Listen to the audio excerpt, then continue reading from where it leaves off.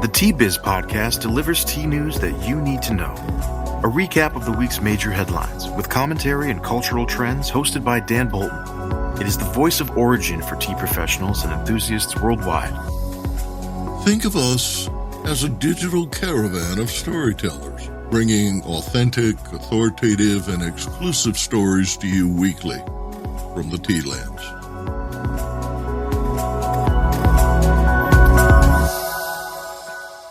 Hello, everyone. Here are this week's headlines. There's a heightened urgency for Earth Day 22. Smallholders now own Rwanda's largest tea factory, and the Mombasa tea auction completes its switch to digital.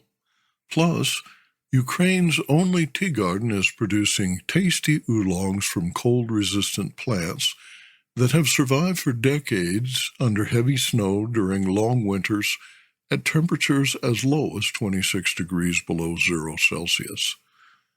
More in a minute, but first, this important message.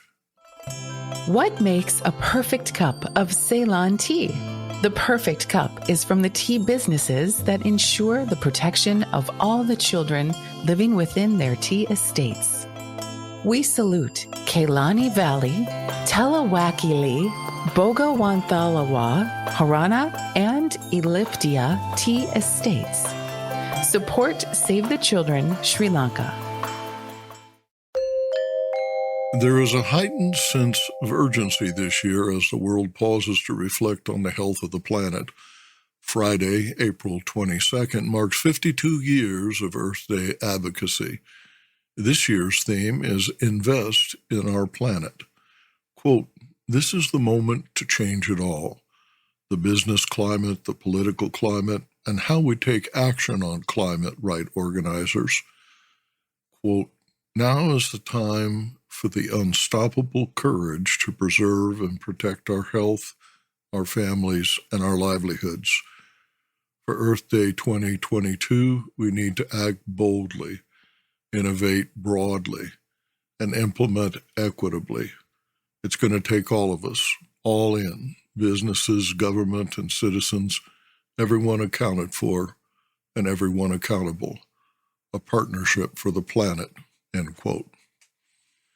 Tea is certified as sustainable on about 19.5% of the 3.5 million hectares under tea globally, according to the United Nations Intergovernmental Group on Tea. The industry can do much better. The International Institute for Sustainable Development writes that governments increasingly recognize that voluntary sustainability standards are tools for advancing sustainable production and consumption practices in line with the UN's Sustainable Development Goals. India's trustee standards are an example of how multi-stakeholders came together to verify that suppliers meet standards that were established with meaningful input from producers, manufacturers, academia, and government regulators. India has since joined the National Multi-Stakeholder Platform known as the UN Forum on Sustainability Standards to advance discussions on how to benefit from voluntary standards. Private sector efforts to boost certified sustainable tea production are led by multinationals that include Equator Tea and its iconic Lipton yellow label. Equator has pledged to achieve net zero emissions by 2030 and achieve sustainably sourced tea by 2023, as well as deploy regenerative agriculture for raw materials sourcing. Nikki King, head of sustainability for Unilever's $10 billion North American markets, is focusing on decarbonization. She told Sustainable Brands, quote, "What's exciting for me is trying to figure out how we're going to do this without using offsets," end quote. Adopting sustainable practices for its sustainable living brands has saved the company €1 billion since 2008. Europe remains the leader in corporate sustainability with half the world's most sustainable publicly listed companies. But EcoVadis reports that North America is closing the gap. One example is the U.S. Securities and Exchange Commission's decision to make climate risk reporting mandatory for public companies. End quote. Business Insight. Last week, scientists around the world staged protests in 25 countries following the latest report by the Intergovernmental Panel on Climate Change. The report stated that rapid and deep cuts to greenhouse gases are needed by 2025. Experts said in the report, quote, "It's now or never," end quote, to reduce greenhouse gases to achieve the targeted 1.5 degrees Celsius of global warming. In Los Angeles, Peter Kalmus, a NASA climate scientist with the Jet Propulsion Laboratory and a member of the Scientists' Rebellion, chained himself and others to the J.P. Morgan Chase building. Quote, "We've been trying to warn you guys for so many decades," Kalmus told reporters. "The scientists of the world have been ignored, and it's got to stop. We're going to lose everything," end quote. Smallholders now own Rwanda's largest tea factory. Sir Ian Wood, chair of the Wood Foundation in Scotland, announced that 5,000 tea farmers and cooperatives operating in the Gicumbi district of Rwanda now jointly own the Mulindi Tea Factory. Mulindi is Rwanda's largest tea factory and the first to be owned by smallholders. Farmers collectively harvest 60 to 80 metric tons of green tea leaf daily, averaging 1,500 metric tons per month. The raw leaf is valued at 3 billion Rwandan francs, about 3 million USD. In Rwanda, 60,000 smallholders produce 75% of the country's tea, a crop that generates 93 million annually in sales. The Wood Foundation and Gatsby Africa, a philanthropic investment body, acquired the factory when it was privatized by the government of Rwanda in 2012. Quote, "It's been a matter of great pride and satisfaction for Lord Sainsbury and I to work with the tea farmers at Mulindi," said Wood, after meeting Rwanda President Paul Kagame. He wrote that the handover is, quote, "a milestone in smallholder farmer empowerment in Rwanda." Business Insight. East African tea investments provided $15 million in support during the past 10 years, increasing factory capacity to 120 metric tons of green leaf per day. Farmers during the transition retained a 45% share in the factory. The two foundations financed the training of thousands of farmers and paid $3.1 million in bonuses to achieve productivity goals. Last year, the factory generated $9 million on sales of 4 million kilos of CTC. The Mombasa Tea Auction's new Integrated Tea Trading System, ITTS, is now live, ending physical interaction after a 2-year pandemic-induced transition that began in May 2020. East Africa Tea Trade Association chairperson Arthur Sawi told the East African that all digital trading will increase profits for farmers by cutting operational expenses. Quote, "This will reduce cost and time as traders will not have to travel physically to trade their teas," he said. At the onset of the pandemic, the Danish International Development Agency, DNIDA, offered to fund the 2.12 million digital platform to ease cross-border trade. Mombasa trades tea from several East African countries located hundreds and in some cases thousands of miles from Kenya's capital. Physical auctions require a lot of interaction between brokers, warehouses, producers, and buyers, leading to a trading cycle of 45 to 60 days. Automation will reduce the trading cycle by 65% to less than a month, enable traders to monitor the auction on their cell phones, and generate lots of useful real-time data on pricing and quantities available for sale. Quote, Real-time information on what is happening on the auction will bring transparency and increase confidence in the process, said ETTA Managing Director Edward Madipo. Arvinda Anantharaman in Bengaluru reports on this week's tea auction prices. India Tea Price Report for the week ending April 9th, 2022. The Indian tea industry, still grappling with reduced exports to Russia, is now facing climate change woes. Darjeeling saw unexpected hailstorm in some parts last week. In auctions, all 3 auction centers in North India operated for sale 14. Guwahati saw good demand and prices for well-made teas were reportedly higher than last year. Kolkata also saw good demand for all tea types, with Middle East leading in exports. In the south, the leaf market did well in Cochin, with more exporters coming forward for orthodox tea, presumably to make up for the deficit from Sri Lanka. Kunur saw good demand for CTC leaf, with major blenders and exporters active. And 10 lots of first flush from Sikkim's Temi Tea Gardens is reported to have fetched a record 7,500 rupees a kilo and sold for export to South Korea. And now, a word from our sponsor. Hello, I'm Bogdan, a passionate tea drinker and the inventor of the ultimate tea machine, the Brew Maker 1. Preparation is key to making fine tea. Sequential steepings deliver the best taste possible and unlock the true value of whole leaf teas and botanicals. Brew automates that process without using any pots or capsules. This simple-to-operate, smartphone-controlled device stores steeping profiles to consistently make great tea at the push of a button. Brew also reduces time, waste, and energy. That's because I engineered the brew to remember control settings for temperature, brewing time, and quantity. Using my patented process lets you stack steeps simply and conveniently.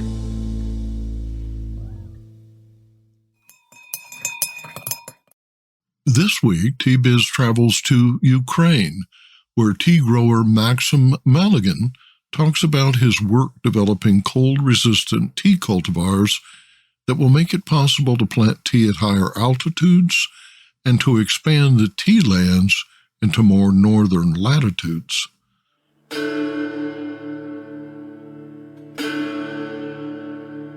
Virtually all of the world's tea is grown between the latitudes 20 degrees north and 20 degrees south of the equator.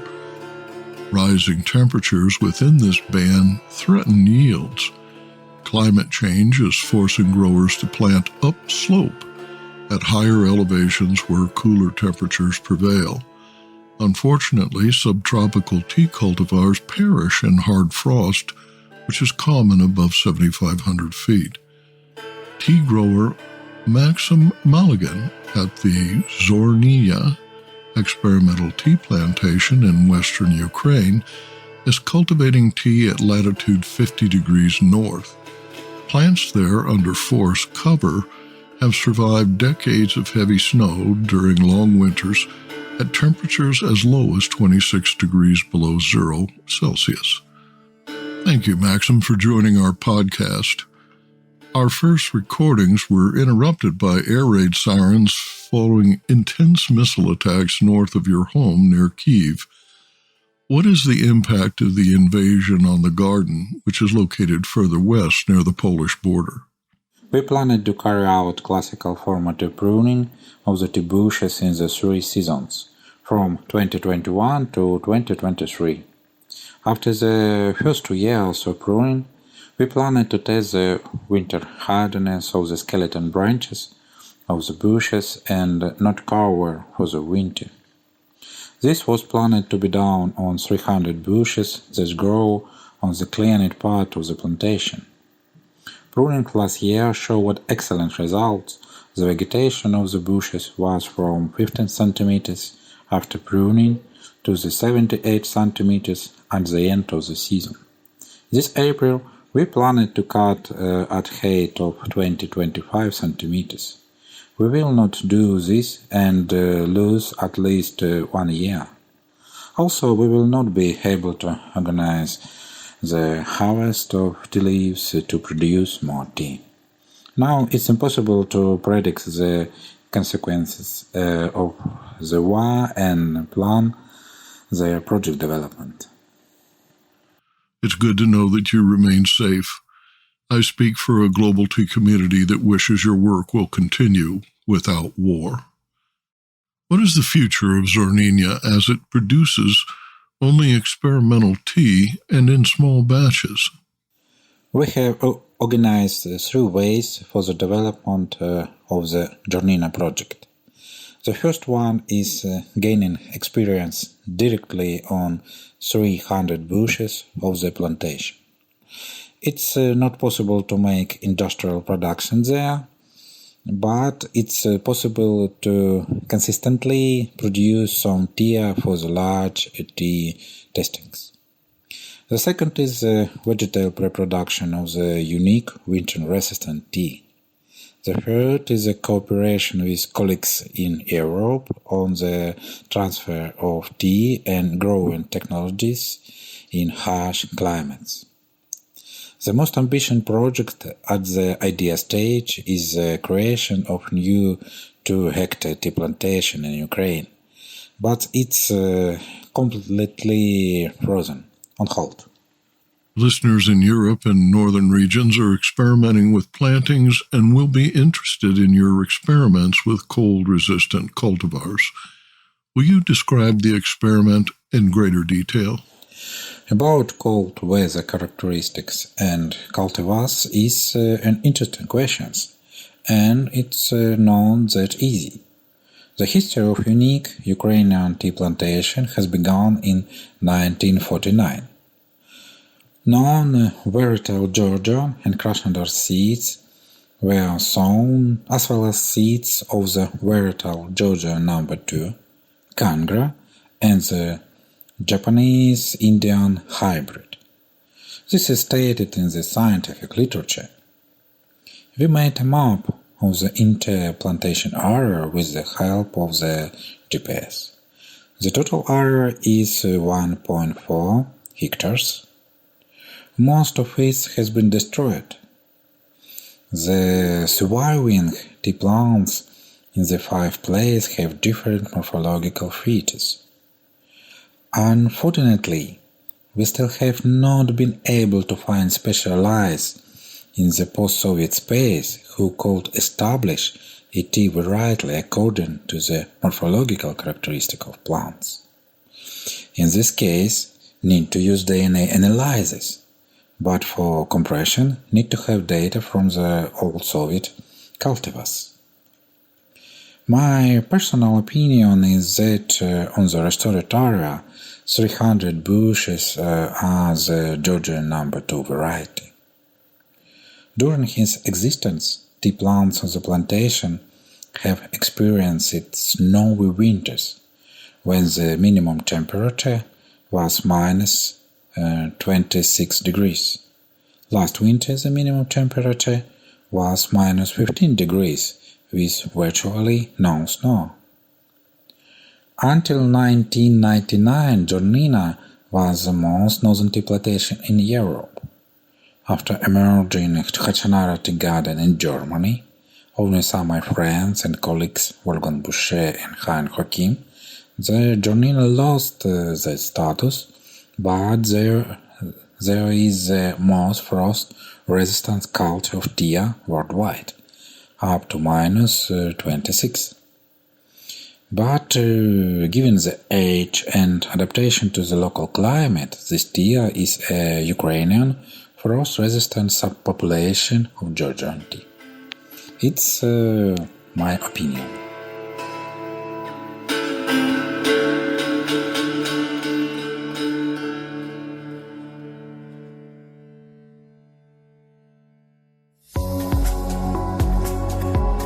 Intrigued by what you heard in today's podcast? Would you like to learn more from our global network of Tea Biz journalists and tea experts? Remember to visit the Tea Biz website for more comprehensive coverage. That's www.t-biz.com.